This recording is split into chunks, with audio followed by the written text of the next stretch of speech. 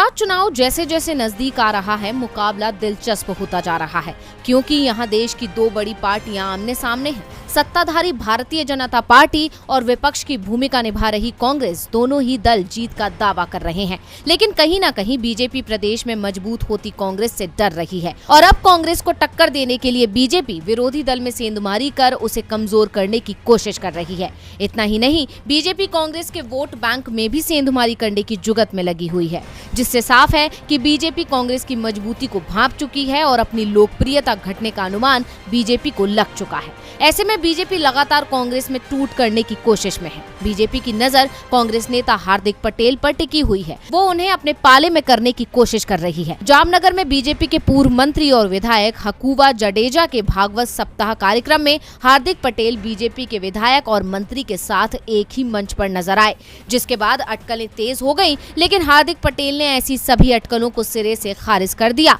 साथ ही कांग्रेस ने अपनी नाराजगी को लेकर कहा कि हम घर के अंदर रहते हैं और घर में चर्चा होती है, जिसके बाद बीजेपी की ये कोशिश धरी की धरी रह गई। वहीं कांग्रेस नेता डॉक्टर रविंद्र पाटिल ने कांग्रेस के शहर प्रमुख नैशद देसाई को अपना इस्तीफा सौंप दिया और कयास है कि वो बीजेपी में शामिल होंगे, जबकि कांग्रेस विधायक अश्विन कोटवाल ने कांग्रेस को झटका दिया और पार्टी छोड़ बीजेपी में शामिल हो गए। इसके अलावा गुजरात में हारने से डरी बीजेपी कांग्रेस के पारंपरिक वोट बैंक ओबीसी, दलित और आदिवासी वोटर पर नजर गड़ा रही है। ये कांग्रेस का इतना मजबूत वोट है कि अगर कांग्रेस विधायक कोई भी काम ना करे तब भी उनको 40 से 50 सीट इन इलाकों में मिल जाएंगी। अब बीजेपी की इतनी तैयारियों को देखकर साफ कहा जा सकता है कि बीजेपी को इस बार गुजरात में अपनी जमीन खिसकती नजर आ रही है।